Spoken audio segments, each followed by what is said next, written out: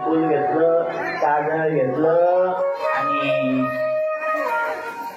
घातलं ना, लावलं ना कपाळाला, कुंकू घेतलं, डोळ्यामध्ये घातलं का? कारण की विदेह अवस्था जणू या ठिकाणी या गवळणींना प्राप्त होऊ लागलेली. श्रृंगार करत असताना विचित्र श्रृंगार होऊ लागलेले आहे. एक गवळण नवऱ्याला पतीला गोपाळला त्या ठिकाणी कामा करता जायचं होतं. त्याने सांगितलं, अगं लवकरात लवकर मला जेवायला वाट, जेवण करायचंय मला. गवळण जेव्हा त्याला ताट करत होते, नवऱ्याला त्या ठिकाणी जेवायला बसवलं आणि ताटामध्ये भाजी पोळी घेतली आणि घेत असतानाच कानावर मुरलीचा मधुर ध्वनी पडला आणि तेवढ्यामध्ये भगवंतांनी मन मोहून घेतलं, चित्त हरण करून घेतलं मुरलीच्या द्वारे. आणि या गवळणीची विदेह अवस्था, ताट घेतलं, तेवढ्यामध्ये तिला आठवलं, गाईला आपण घूस टाकलं नाही, जे पंचपक्वान्नाचं ताट होतं ते गाईच्या समोर नेऊन टाकलं, टोपल्यामध्ये त्या ठिकाणी भूज भरलं आणि नवऱ्याच्या समोर नवऱ्याला वाटलं. मन मोहिले रे मन मोहिले. सगळ्या गवळणींचं मन मोहून घेतलेले आणि निघाल्या ना सगळ्या गवळणी भगवान श्रीकृष्ण परमात्म्याकडे, देवाकडे. जेव्हा गवळणी आल्या, चला बाई वृंदावनी रास क्रीडा पाहू, नंदाचा पाळयाने केला नवला, नंदाचा पाळयाने केला नवला, नंदाचा पाळयाने केला नवला. वृंदावनी रास क्रीडा पाहू, वृंदावनी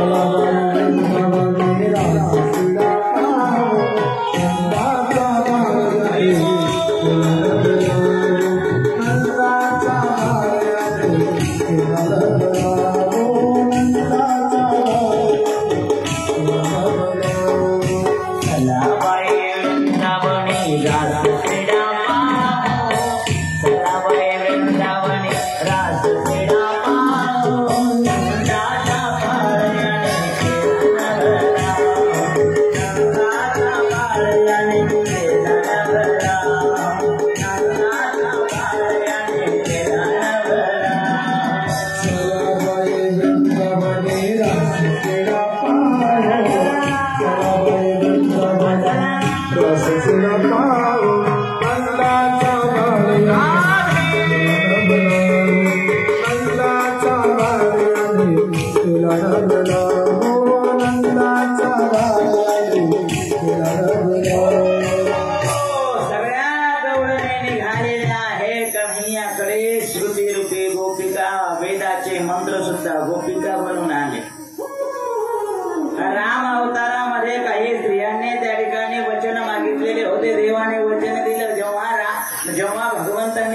अवतार घेतला तेव्हा काही मोहित झालेल्या त्या ठिकाणी कन्या त्यांना वचन दिलेलं होतं, या रासलीलेमध्ये.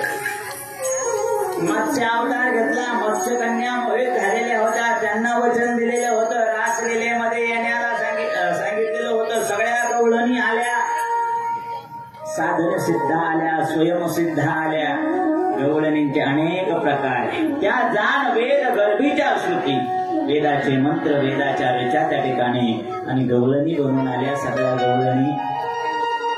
कळकळीनादनी यमुना मातेच्या आणि तटावर वाळवंटामध्ये बंसीवट नावाचं स्थान त्या ठिकाणी जमा झालं. आणि भगवान श्रीकृष्ण परमात्मा जेव्हा पाहिलं, भगवंतांनी सगळ्या गवळणींचं स्वागत केलं. स्वागतम व महाभागा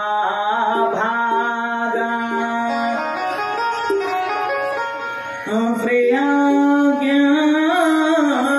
करवाणी वहा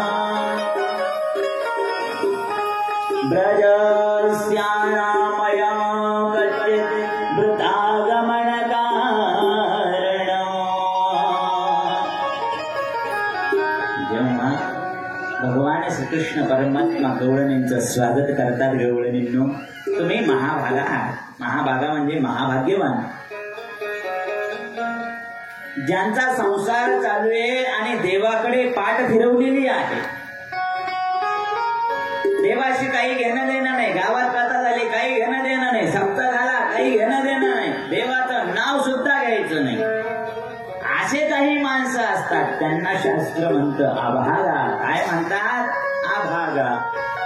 आणि ज्यांनी देवाकरता संसारावर तुळशी पत्र ठेवलं, तुकोबरायांच्या भाषेमध्ये जाळून या संसार बैसलो अंगणी, अशी अवस्था त्या ठिकाणी झाली का देवाच्या नादी त्या ठिकाणी जर भक्त लागत असेल तर त्याला म्हणतात महाभागा. महाभागा.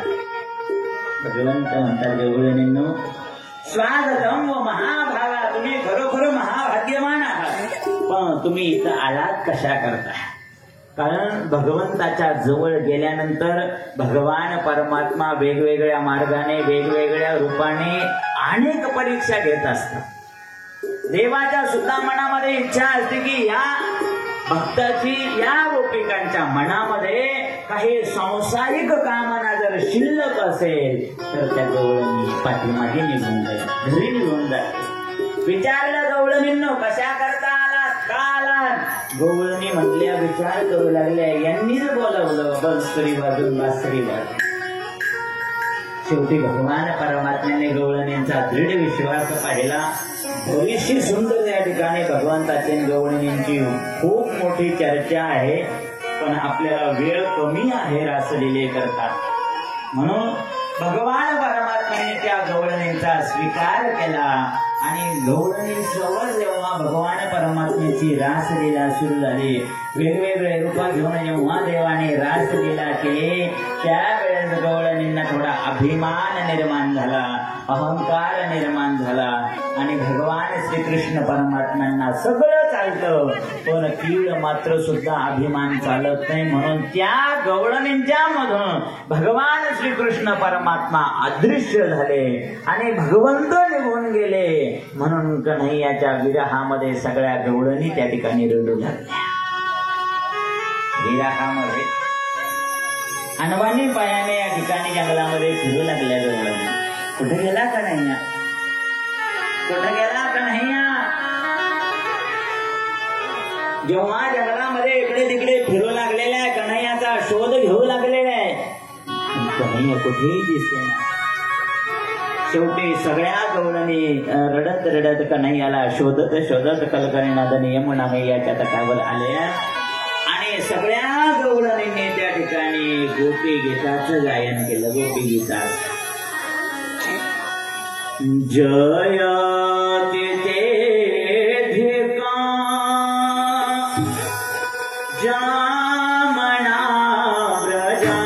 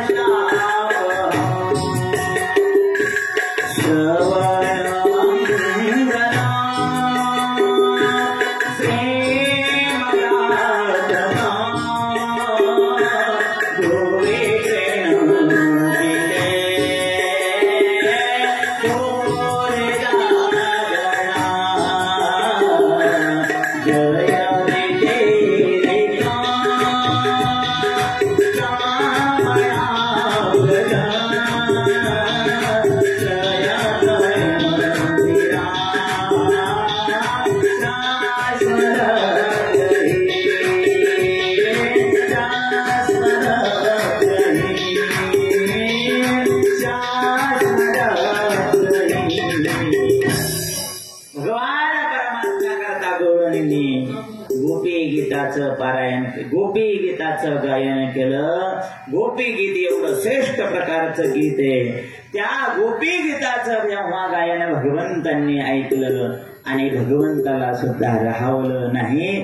सगळ्या गोपिकांच्या मधोमध भगवान श्रीकृष्ण परमात्मा प्रगट झाले. बोलिये रासेश्वर भगवान की, गोपाल कृष्ण भगवान की जय हो. प्रगट झाले. मृत शरीरामध्ये प्राण परत यावा अशी अवस्था गवळणीची त्या ठिकाणी झाली. गवळणींना आनंद झाला आणि गवळणींचा अहंकार नाहीसा झाला.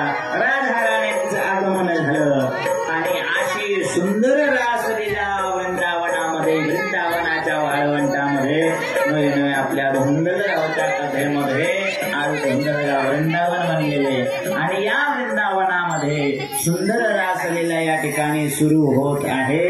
रासलीलेचा सगळ्यांना आनंद घ्यायचा आहे. माणसांचा आता याच्यामध्ये काही सहभाग नाही, म्हणून माणसांनी जरा बसून राहिली तरी काही हरकत नाही. पण अगोदर गोपिकांची कन्हैयाची राधाराणींची रासलीला 5-4 मिनिटं होईल. नंतर सगळ्यांना उठून रासलीलेमध्ये पावल्या घ्यायच्या, आनंदाने नृत्य करायचंय, गोल गोल रिंगण करून सगळ्यांनी या ठिकाणी रासलीलेचा आनंद घ्यायचा आहे.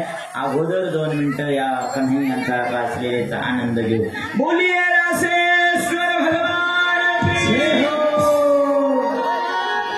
राधा नाचे, कृष्ण नाचे, राधा नाचे, कृष्ण नाचे, नाचे गोपीजन. राधा नाचे, कृष्ण नाचे, नाचे गोपीजन. क्योंकि मन मेरा बन गयो सखी, क्योंकि मन मेरा बन गयो सखी,